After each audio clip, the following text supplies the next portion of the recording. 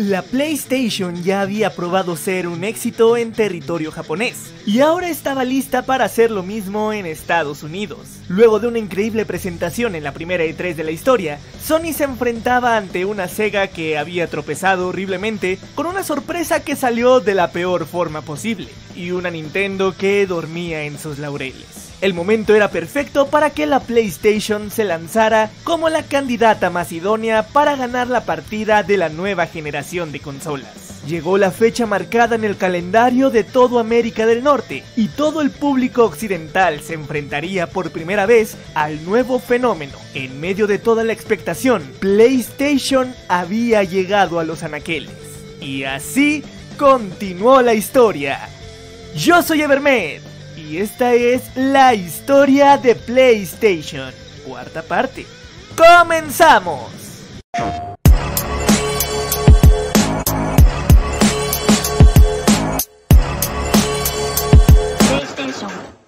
La PlayStation se lanzó en los Estados Unidos el 9 de septiembre de 1995 y se convirtió de forma inmediata en todo un éxito. Con un precio de salida de $299, la PlayStation ya había logrado vender sus primeras 100,000 unidades antes de que la consola se pusiera a la venta. Los orgullosos propietarios de la consola de Sony contaban con 17 juegos disponibles a elegir. Pero las ventas no solo se limitaron a las consolas, también muchos juegos y periféricos fueron vendidos en esas fechas, significando un importante porcentaje de las ganancias las ventas de segundos controladores y tarjetas de memoria. Y es que uno de los grandes aciertos de Sony con su PlayStation se encontraba en su publicidad. Los de Tokio habían elegido dirigir su consola a un público mayor que el grupo demográfico tradicional al cual estaban dirigidos los videojuegos para aquel entonces, es decir, personas de 8 a 16 años. Sony gastó alrededor de $40 millones en marketing para el lanzamiento de PlayStation, y su idea de atender a un público mayor les sirvió bastante.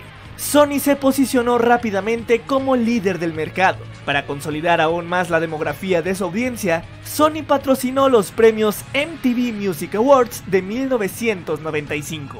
La gente de Europa solo tuvo que esperar unos cuantos días más para ser parte del fenómeno PlayStation. El 29 de septiembre, Sony conquistaría el viejo continente, y un par de meses después, lo harían también en Oceanía.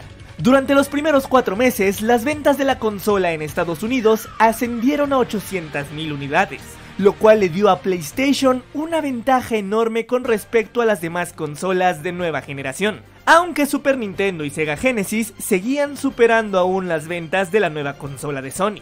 Sin embargo, esto no era para nada un mal dato, mucho menos si tomamos en cuenta que de cada 4 consolas vendidas, también se vendía un juego. La combinación de un buen marketing y la buena acogida que había dado Sony a las desarrolladoras externas habían dado como resultado el triunfo para Sony. Para el cierre de 1996 se estaban desarrollando aproximadamente 400 juegos para la PlayStation, en comparación con los solo 60 juegos que se estaban planeando para la Nintendo 64, la consola de siguiente generación con la que Nintendo quería detener de una vez por todas al monstruo que ellos mismos habían creado. A pesar de que la llegada de Nintendo 64 no representó ningún riesgo en el poderío de Sony, sí había expuesto a la PlayStation en un par de asuntos. En primera, el control de la consola de Nintendo estaba 100% diseñado para las 3 dimensiones. Aunque Sony también pensó en su plataforma priorizando los juegos poligonales, no habían atinado al 100 con su control, que a pesar de ser ergonómicamente muy bueno y con una disposición de botones bastante adecuada, no proporcionaba un movimiento libre en juegos como los que aparentemente se verían de ahora en adelante, luego del lanzamiento de Super Mario 64, un juego que vino a establecer muchas de las reglas de cómo se tendrían que hacer los juegos en 3 dimensiones. Para esto, la máquina de Nintendo implementaba el uso de un stick análogo que permitía al jugador apuntar hacia todas las direcciones, algo mucho más obvio e intuitivo, pues al estar en un entorno en 3D, deberías poder desplazarte hacia cualquier dirección, y no solo hacia arriba y hacia abajo y hacia los lados, como lo limitaba la clásica cruceta o D-pad. Sony no tardó mucho en solucionar este problema, En noviembre de 1997 se lanzó una actualización del controlador de PlayStation llamado DualShock.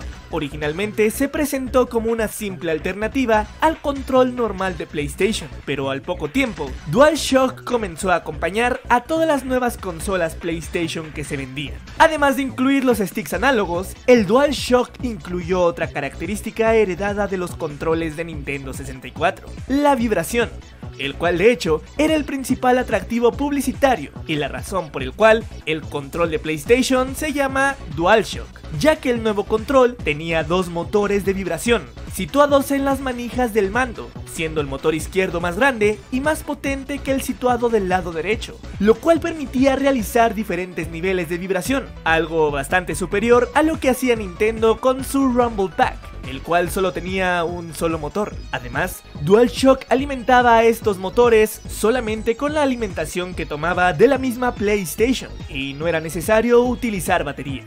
Pero el mando no fue lo único en lo que Sony debió fijarse luego del lanzamiento de la Nintendo 64. Otro asunto muy importante vendría de la mano del juego Super Mario 64, y es que eran los 90s, y las mascotas eran algo bastante importante.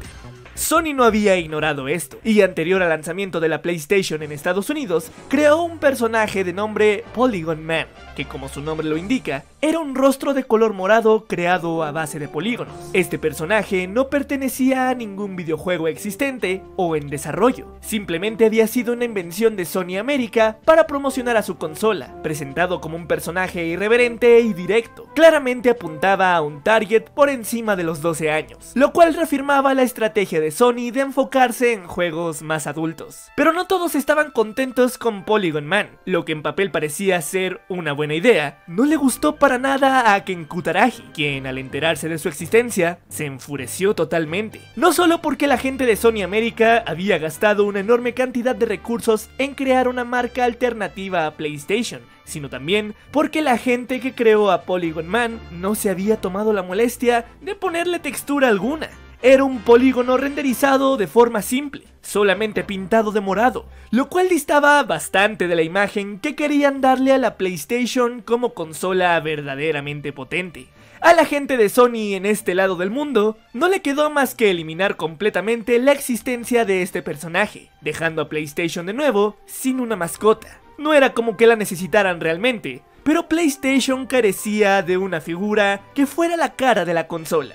Pero esto cambiaría en 1996. Andy Gavin y Jason Rubin habían fundado en 1984 una empresa de nombre Naughty Dog. Hasta el momento habían trabajado en proyectos menores como Rings of Power, lanzado para la Sega Genesis, y un juego de 3DO llamado Way of Warrior, lanzado en 1994. Gracias a este juego, nació una negociación que los ataba a Universal Studios por 3 años. Luego de Way of Warrior, Andy y Gavin comenzaron a idear su próximo juego, por lo que decidieron darse una vuelta a través de Boston y Los Ángeles para analizar lo que ocurría en el mercado arcade, que estaba teniendo una segunda vida.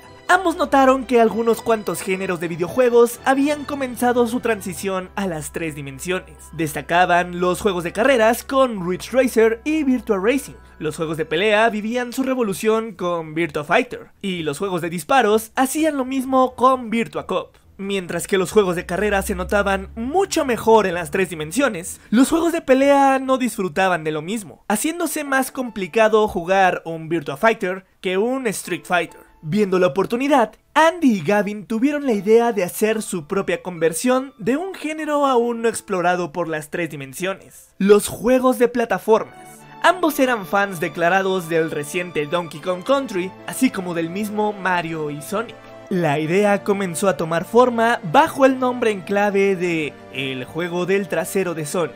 Y la pregunta surgió: ¿cómo sería un juego de plataformas en 3D? Para apoyar a su nuevo desarrollo, el par de amigos hicieron su primera contratación. Dave Baggett, un programador egresado del Instituto Tecnológico de Massachusetts. Gracias a su acuerdo con Universal, también echarían mano de la cercanía que tendrían con Mark Cerny, quien apoyó directamente al desarrollo de juegos como Sonic 2. Hasta donde tenían entendido los cuatro, nadie había comenzado a crear un plataformas en 3D, ni siquiera Nintendo, quienes se encontraban ocupados creando Yoshi's Island, un plataformas en 2D que también se convirtió en un favorito para el cuarteto de Naughty Dog. Como nadie había hecho algo así antes, muchas preguntas comenzaron a surgir en torno a la jugabilidad, los diseños, mecánicas y la posición de la cámara, pero también la duda de elegir en qué plataforma desarrollar su próximo juego fue una de las primeras preguntas que surgieron. Los dos fundadores venían de trabajar en 3DO y sabían de primera mano que su poder para renderizar 3 dimensiones era bastante pobre, y el proyecto no vendía para nada bien. La invención de Sega, 32X, un pequeño aparato que se colocaba en la Genesis para darle más poder, tampoco llenaba el ojo de Naughty Dog. La Saturn ya estaba ahí, pero desarrollar para ella era bastante complicado. Pero entonces estaba la nueva y desconocida PlayStation de Sony, a la que, sin pensarlo demasiado, decidieron dedicar su nuevo desarrollo, impulsados también por la idea de crear una mascota para la nueva consola de Sony. Los cuatro comenzaron a crear al personaje de su juego, pero eso es algo que veremos en la siguiente parte. Yo soy Evermed, hasta la próxima.